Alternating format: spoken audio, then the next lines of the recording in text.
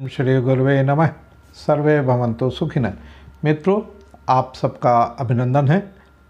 आज कार्तिक पूर्णिमा एवं गुरु नानक देव जी का जन्म दिवस है, जो प्रकाश पर्व के रूप में मनाया जाता है। दोनों की, कार्तिक पूर्णिमा और गुरु नानक देव जी के जन्मदिन की बहुत बहुत शुभकामनाएं एवं बधाइयाँ। आज पहले मैं चर्चा करता हूँ। जैसा कि आप जानते हैं कि कार्तिक मास सभी मासों में श्रेष्ठ माना गया है और आज कार्तिक मास का समापन है। बुंदेलखंड या संपूर्ण भारत में बात करें तो कतकारनियाँ, बुंदेलखंड में विशेष रूप से कतकारनियाँ प्रातःकाल स्नान करके भगवान श्री कृष्ण को ढूंढने के लिए निकलती हैं और वो भगवान कृष्ण उनको मिल चुके हैं। भगवान कृष्ण ने सत्ता भी अपने हाथ में ले ली है और अब वो अपने पूरे यौवन में प्रवेश कर चुके हैं। आज कार्तिक पूर्णिमा है। इसमें आप सबको मैं बताना चाहता हूँ कि आज के दिन देव दिवाली के रूप में मनाया जाता है और हर मास के कार्तिक मास की पूर्णिमा तिथि को देव दिवाली का पर्व मनाया जाता है। आपको बता दूं कि ये पर्व दिवाली के ठीक 15 दिन बाद मनाया जाता है। इस दिन दिवाली की तरह दीपक जलाने की परंपरा है। माना जाता है कि देव दिवाली के दिन काशी में देवी देवता आते हैं और दिवाली का पर्व मनाते हैं।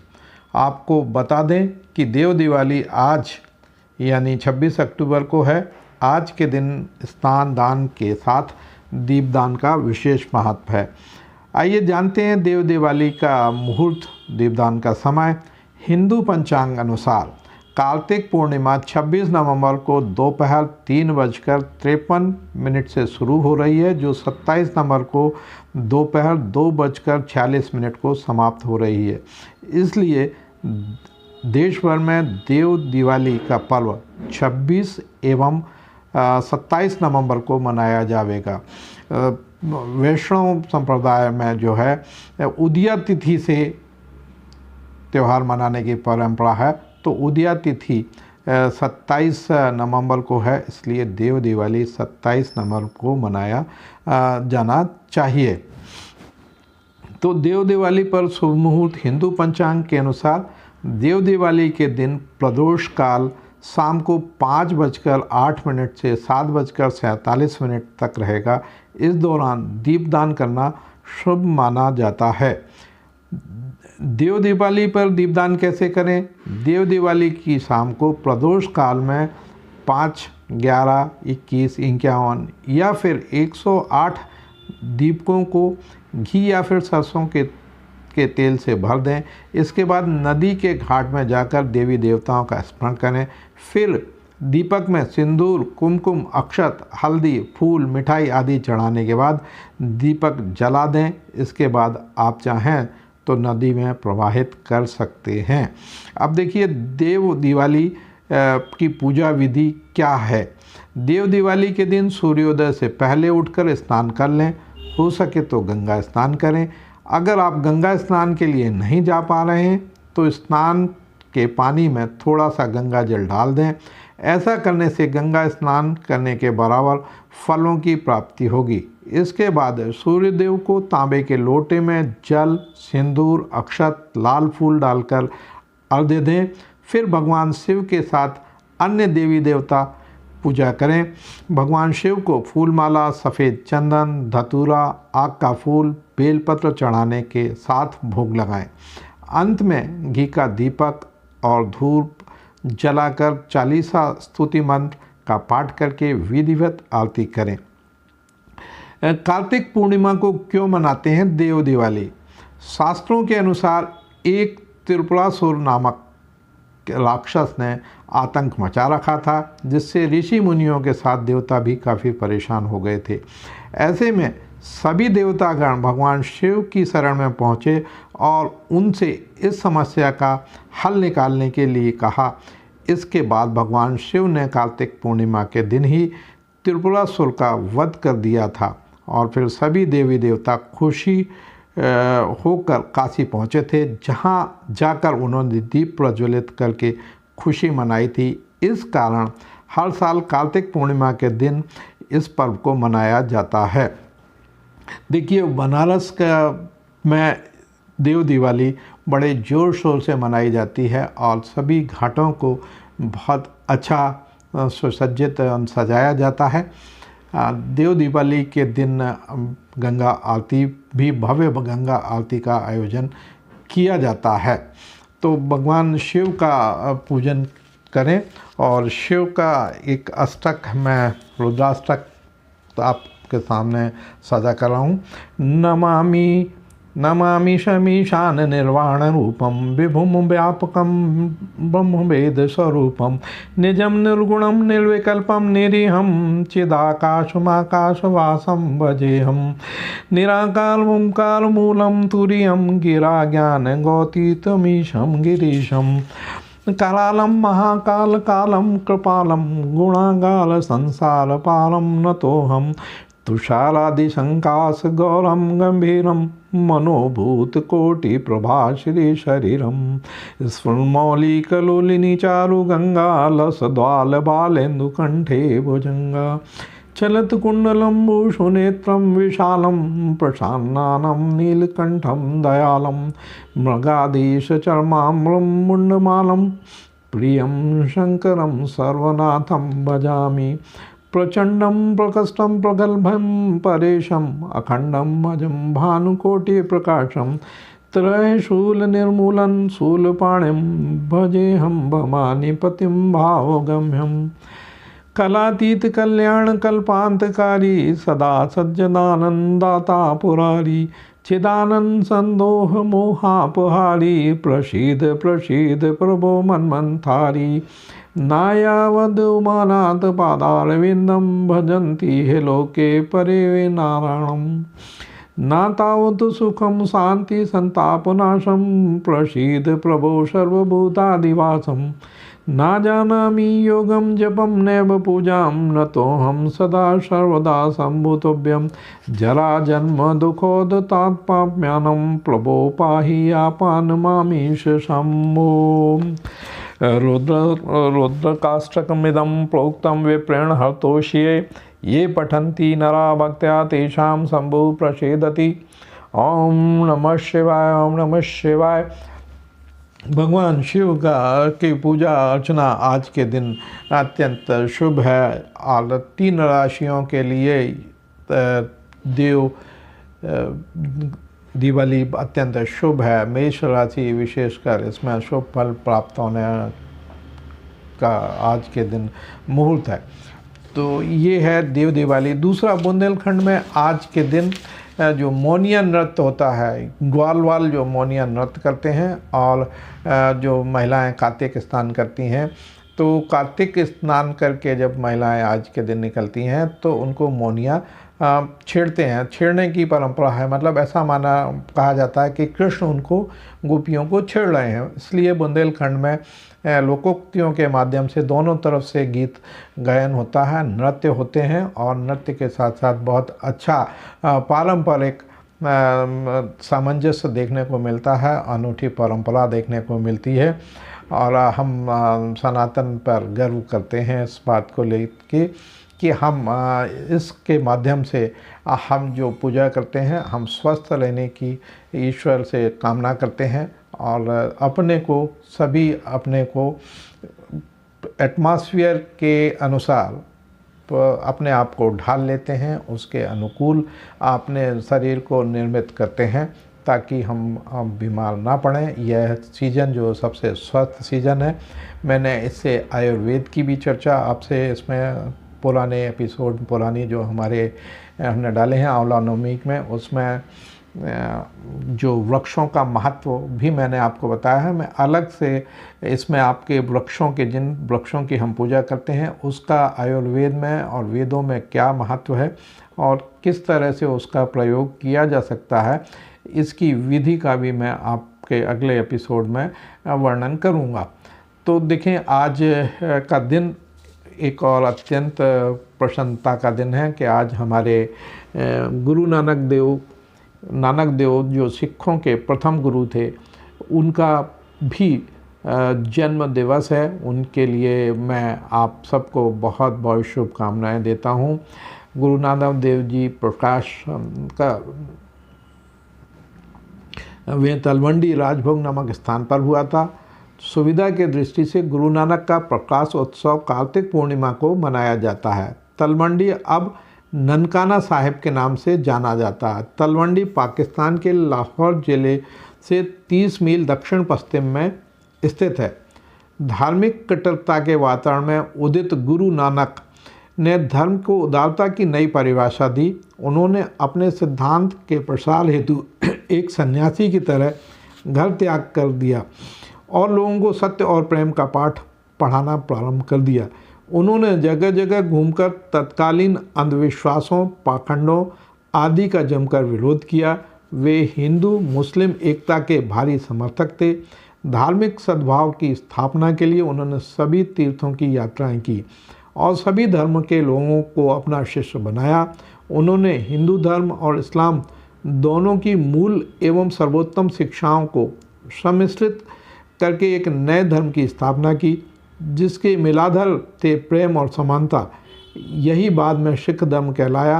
भारत में अपने ज्ञान की ज्योति जलाने के बाद उन्होंने मक्का मदीना की यात्रा की और वहाँ के निवासी भी उनसे अत्यंत प्रभावित हुए। 25 वर्ष के भ्रमण के पश्चात नानक करतारपुर में बस गए और वहीं रहकर उपदेश देने लगे। उनकी वाणी आज भी गुरु ग्रंथ साहिब में संग्रहित है। जिन जिन स्थानों से गुरु नानक गुजरे वे आज तीर्थ स्थल के रूप ले चुके हैं। अंत में 1539 में जपू जी का पाठ करते हुए उनका स्वर्ग प्रयाण हुआ। विवाह सन 1485 ईस्वी में नानक का विवाह बटाला निवासी मूला की कन्या सुलखनी से हुआ। उनके वैवाहिक जीवन के संबंध में बहुत कम जानकारी है। 28 वर्ष की अवस्था में उनके बड़े पुत्र श्रीचंद्र का जन्म हुआ। 31 वर्ष की अवस्था में उनके द्वितीय पुत्र लक्ष्मीदास अथवा लक्ष्मीचंद्र जी उत्पन्न हुए। गुरु नानक के पिता ने उन्हें कृषि, व्यापार आदि में लगाना चाहा, किंतु उनके सारे प्रयास निष्फल सिद्ध हुए। घोड़े के व्यापार के निमित्त दिए हुए रुपयों को गुरु नानक ने साधु सेवा में लगा दिया और अपने पिताजी से कहा कि यही सच्चा व्यापार है। नवंबर सन 1504 ईस्वी में उनके बहनोई जयराम, उनकी बड़ी बहन नानक जी के पति, ने गुरु नानक को अपने पास सुल्तानपुर बुला लिया। नवंबर 2004 से अक्टूबर 1507 तक वे सुल्तानपुर में ही रहे। अपने बहनोई जयराम के पास जयराम के प्रयास से वे सुल्तानपुर के गवर्नर दौलत खां के यहाँ मादी रख लिए गए। उन्होंने अपना कार्य अत्यंत ईमानदारी से पूरा किया। वहाँ की जनता तथा वहाँ के शासक दौलत खां नानक के कार्य से बहुत संतुष्ट हुए। वे अपनी आय का अधिकांश भाग गरीबों और साधुओं को दे देते थे। कभी कभी वे पूरी रात परमात्मा के भजन में व्यतीत कर देते थे। मर्दाना तलवंडी से आकर यहीं गुरु नानक का सेवक बन गया था और अंत तक उनके साथ रहा। गुरु नानक देव अपने पद गाते थे और मर्दाना ख्वाब बजाता था। गुरु नानक नित्य प्रातः बेई नदी में स्नान करने जाया करते थे। आध्यात्मिक पुकार और निस्वार्थ सेवा। राय बुल्लर ने सबसे पहले गुरु नानक की दिव्यता को समझा और उससे खुश होकर नानक को पाठशाला में रखा। नानक के गुरु उसकी आध्यात्मिक काव्य रचनाओं को सुनकर चकित रह गए। जब नानक को हिंदू धर्म के पवित्र जनेऊ समारोह से गुजरने की बारी आई तो उन्होंने उसमें भाग लेने से मना कर दिया। उन्होंने कहा कि उनका जनेऊ दया, संतोष, संयम से बंधा है और सत्य को कब बुना होगा, जो न जल सकेगा, न मिट्टी में मिल सकेगा, न खो पाएगा और न कभी घिसेगा। गुरु नानक के इसके बाद जाति प्रथा का विरोध किया और मूर्ति पूजा में लग गए। नानक देव के पिता कालू ने सोचा कि उनके पुत्र के आध्यात्मिक तरीके उसको लापरवाह बना रहे हैं, तो उन्होंने नानक को व्यापार के धंधे में लगा दिया। नानक व्यापारी बनकर कमाई के फ़ायदे से भूखों को भोजन खिलाना शुरू कर दिया। तभी से लंगर का इतिहास शुरू हुआ था। जो सरदार जो पंजाब में लंगर काफ़ी मात्रा में चलते हैं, तो इसकी शुरुआत गुरु नानक देव जी ने की। इससे पहले जब पहली बार नानक को व्यापार के उनके पिता ने भेजा, तो उनको 20 रुपये देकर इन पैसों से फ़ायदा कमाने को कहा। रास्ते में उनको साधुओं और गरीब लोगों का समूह मिला, तो उन्होंने उन पैसों से उनके लिए भोजन और कपड़ों की व्यवस्था की। नानक जब घर खाली हाथ लौटे, तो उनके पिता ने उन्हें सजा दी। पहली बार गुरु नानक देव ने निस्वार्थ सेवा को असली लाभ बताया। इसी वजह से लंगर के मूलभूत सिद्धांतों का उद्गम हुआ है। अब उनके गुरु नानक जी के 10 सिद्धांत हैं। गुरु नानक देव जी ने अपने अनुयायियों को जीवन के 10 सिद्धांत दिए। यह सिद्धांत आज भी प्रासंगिक हैं। सबसे पहला सिद्धांत था ईश्वर एक है। दूसरा, सदैव एक ही ईश्वर की उपासना करो। तीसरा, जगत का कर्ता सब जगह और सब प्राणियों में मौजूद है। चौथा, सभी ईश्वर की भक्ति करें। और पांचवा, सभी को एक सा मानना चाहिए। छठा, बुरा कार्य करने के बारे में ना सोचें और ना किसी को सताएं। सातवां, सदा प्रसन्न रहना चाहिए। ईश्वर से सदा अपने को क्षमाशीलता मांगना चाहिए। आठवां, मेहनत और ईमानदारी से कमाई करके उसमें से ज़रूरतमंदों को भी कुछ देना चाहिए। नौवां, सभी स्त्री और पुरुष बराबर हैं। 10वां, भोजन शरीर को जिंदा रखने के लिए ज़रूरी है, पर लोभ लालच व संग्रह वृत्ति बुरी है। तो ये गुरु नानक देव जी ने हमें बहुत अच्छी शिक्षा दी। प्रमुख गुरुद्वारा साहिब, गुरुद्वारा कंद साहिब बटाला गुरदासपुर। गुरु नानक का यहाँ पत्नी सुलक्षणा से 18 वर्ष की आयु में संवत 1544 की 24वीं जेठ को विवाह हुआ था। यहाँ गुरु नानक की विवाह वर्षगांठ पर प्रतिवर्ष उत्सव का आयोजन होता है। गुरुद्वारा हाट साहिब सुल्तानपुर लोधी कपूरथला। गुरु नानक ने बहनोई जयराम के माध्यम से सुल्तानपुर के नवाब के यहाँ शाही भंडार के देखरेख की नौकरी प्रारंभ की। वे यहाँ पर मोदी बना दिए गए नवाब युवा नानक से काफ़ी प्रभावित थे। यहीं से नानक को 13 शब्द के माध्यम से अपनी मंजिल का आभास हुआ। गुरुद्वारा गुरु का बाग सुल्तानपुर लोधी कपूरथला, यहाँ गुरु नानक देव जी का घर था, जहाँ उनके 2 बेटे बाबा श्रीचंद और बाबा लक्ष्मीदास का जन्म हुआ था। गुरुद्वारा कोठी साहिब सुल्तानपुर लोधी कपूरथला। नवाब दौलत खान लोधी ने हिसाब किताब में गड़बड़ी की आशंका में नानक देव जी को जेल भिजवा दिया, लेकिन जब नवाब को अपनी गलती का पता चला, तो उन्होंने नानक देव जी को छोड़कर माफ़ी ही नहीं मांगी, बल्कि प्रधानमंत्री बनाने का प्रस्ताव भी रखा।